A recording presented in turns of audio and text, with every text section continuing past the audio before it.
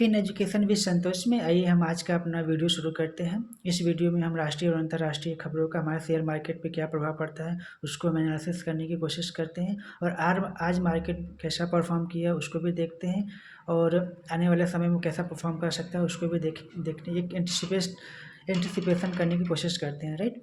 तो चलिए वीडियो शुरू करते हैं। यदि हमारी वीडियो अच्छी लगे तो लाइक ज़रूर कर दीजिए और सब्सक्राइब प्लीज़ कर लीजिएगा, ठीक है। चलिए तो देखिए, एक कंसेप्ट होता है, सारे ट्रेडर्स इसको अच्छी तरह से जानते हैं, जिसको हम बोलते हैं डाउ थ्योरी, ठीक है। मार्केट क्या करता है, यदि मार्केट बुलिश है तो पहले थोड़ा ऊपर जाएगा, फिर करेक्ट होगा, फिर ऊपर जाएगा, फिर करेक्ट होगा, ऐसे ही चलता है।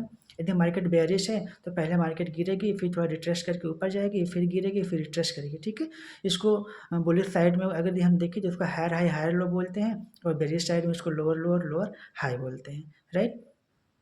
तो देखिए, पिछले कल के वीडियो में हमने बताया था कि मार्च में अभी जो रिकवरी है वो अभी रिकवरी पॉसिबल नहीं दिख रही है, ठीक है। क्यों नहीं दिख रही उसको भी हमने कल वीडियो में बताया था और आज उसको थोड़ा सा और एक लेवल अप करने और एक ब्रॉडर अंडरस्टैंडिंग के लिए हम थोड़ा टेक्निकल का सहायता लेते हैं। क्यों?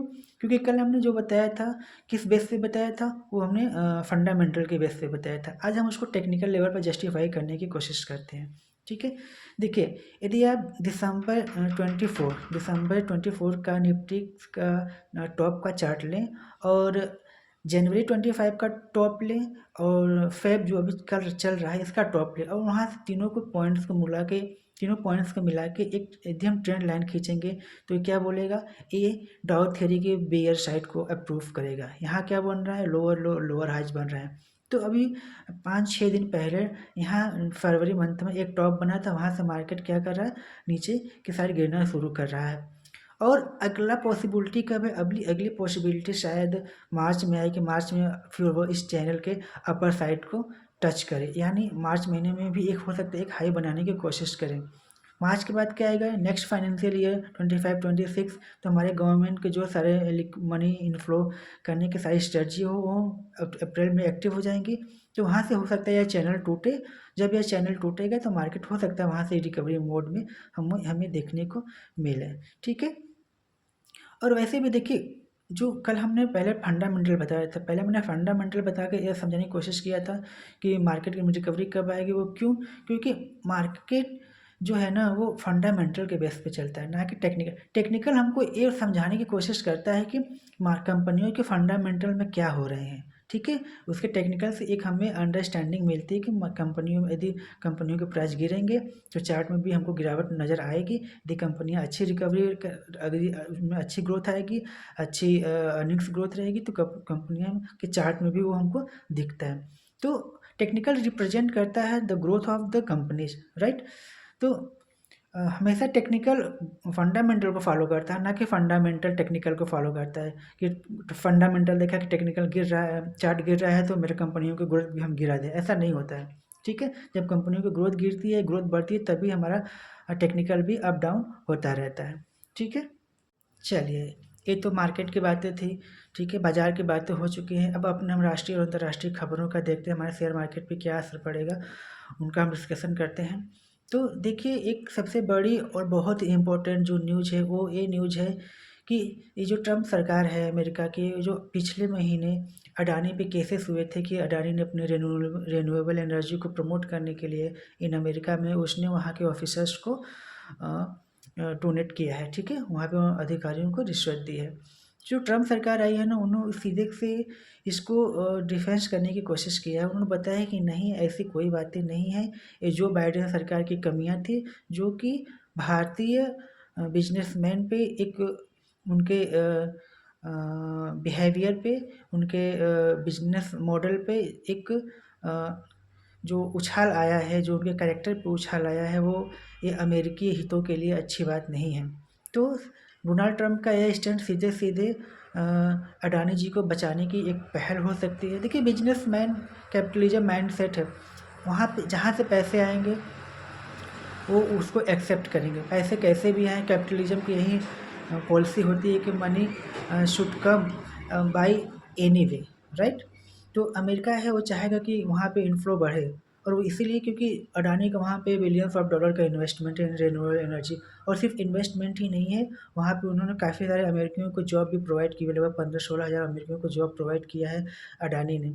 तो ये जो पहले बात तो अमेरिकी और भारत का रिश्ता भी थोड़ा हम बेटर ही बोलेंगे comparatively to other country, to America. America और दूसरे देशों का जो रिश्ता है उससे तो भारत का रिश्ता काफ़ी बेहतर ही है, ठीक है। और दूसरी बात है कि भारत की जो एक नीति होती है ना, वो ट्रांसपेरेंसी होती है। भारत में ऐसा कुछ नहीं होता है कि वो कुछ बोल रहे हैं, उनके पीछे का मोटिव कुछ और होता है, ऐसा नहीं होता है। उनके हर वर्क में, उनके हर इन्वेस्टमेंट में, हर स्ट्रैटेजी में एक ट्रांसपेरेंसी होती है, जिसको शायद अमेरिका फ़ेवर करता है, या ट्रम्प इसको कुछ बेहतर तरीके से समझने की कोशिश करेंगे क्योंकि वो खुद एक शेयर मार्केट के आदमी हैं, राइट। तो उन्होंने बोला था कि जो बाइडेन सरकार की कमियाँ थी, जो उन्होंने अडानी पे ऐसे केसेस को अलाउ किया है, हम इसकी जांच की उम्मीद करते हैं। तो ज़ाहिर-सी बात है ट्रम्प अब अडानी जी का साथ देने की कोशिश करेंगे, जिससे कि अमेरिका में मनी का क्या हो, इनफ्लो बढ़ता रहे। और एक और इम्पोर्टेंट न्यूज़ है, जो ट्रम्प ने 25% टैरिफ इंक्रीज़ किया है ऑन स्टील एंड एल्युमिनियम। तो इससे भारतीय सेक्टर पे क्या इफ़ेक्ट पड़ेगा? देखिए, भारत से अमेरिका को स्टील जो निर्यात किया जाता है, जो एक्सपोर्ट किया जाता है, वो बहुत ज़्यादा नहीं है, ठीक है। भारत से अमेरिका को सिर्फ लगभग 25,000 करोड़ का स्टील निर्यात होता है। तो टैरिफ बढ़े या घटे, इससे भारत को उतना फ़र्क नहीं पड़ता है। फिर भी भारत के लिए टेंशन की बात है, भारतीय स्टील कंपनियों के लिए टेंशन की बात है। भारतीय स्टील कंपनियों, भारतीय कंपनियों related to the metal sector, इन पे टेंशन की बात क्यों है? वो इसलिए है क्यों, क्योंकि अमेरिका ने 25% टैरिफ इंक्रीज किया फॉर द ऑल कंट्री, ठीक है, सारे देशों के लिए, कि उनके जो स्टील्स इन अमेरिका में आएंगे उन पे हम 25% टैरिफ इम्पोज करेंगे। तो यहाँ पे अब आ जाता है चाइना। चाइना भी उसी कैटेगरी में है, चाइना पर भी 25% का टैक्स इम्पोर्ट ड्यूटी लगेगा। तो अमेरिका, चाइना अब क्या करेगा कि जो वो अमेरिका को एक्सपोर्ट करता था, वो अमेरिका को एक्सपोर्ट ना करके अब वो अपने अन्य कंट्री में एक्सपोर्ट करेगा, ठीक है। एशिया में एक्सपोर्ट करेगा, यूरोप में भी कर सकता है, जहाँ पे वो कर सकता है वहाँ पे तो करेगा ही करेगा, लेकिन अमेरिका में वो कम करेगा। तो जो क्वांटिटी वो अमेरिका से कम करेगा, वही क्वांटिटी को अब क्या करेगा, वो इंक्रीज करेगा इन Asian markets, in Indian markets and other countries, right. तो यदि अब वो चाइना का मटेरियल यदि वो इंडिया आता है, तो चाइनीज़ क्या करते हैं, किसी भी मार्केट, किसी भी माल को किसमें बिलीव करते हैं, वो क्वांटिटी में बिलीव करते हैं। वो बोलते हैं इतनी क्वांटिटी में बना दो कि उसका कॉस्ट ही कम पड़ जाए, राइट। तो उनकी जो क्वांटिटी है जब डंप होनी शुरू हो जाएगी इंडियन मार्केट में, तो हमारी जो स्टील कंपनियां हैं उनको एक चैलेंजेस फेस करना पड़ सकता है, ठीक है। वैसे भी देखा जाए तो पिछले साल जहाँ हम लगभग 10 लाख टन इम्पोर्ट करते थे सिर्फ चाइना से, वहीं अब बढ़ के लगभग 18-19, जस्ट डबल हो गया है, ठीक है। लगभग 19 लाख टन का माल अब हम वहाँ से आयात कर रहे हैं, क्योंकि वहाँ से कॉस्ट कम पड़ता है, ठीक है। और कॉस्ट कम पड़ता है तो इंडियन कंज्यूमर्स का बिहेवियर है, जहाँ पे उनको बार्गेनिंग पावर मिलेगी, वो उधर अट्रैक्ट हो जाते हैं, ठीक है।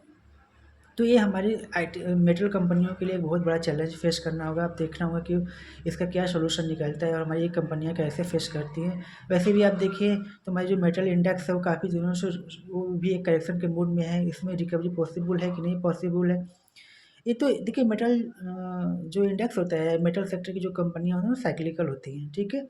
यदि इकोनॉमी में ग्रोथ होती है तो एक अच्छा काम करेंगे, इकोनॉमी में ग्रोथ नहीं है तो ये भी काम नहीं करेंगे।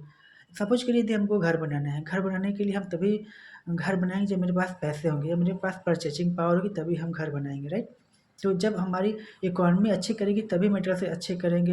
यदि इकोनॉमी अच्छी नहीं होगी तो मेटल्स में रिकवरी आना थोड़ा नेक्स्ट टू इम्पॉसिबल जैसा लगता है।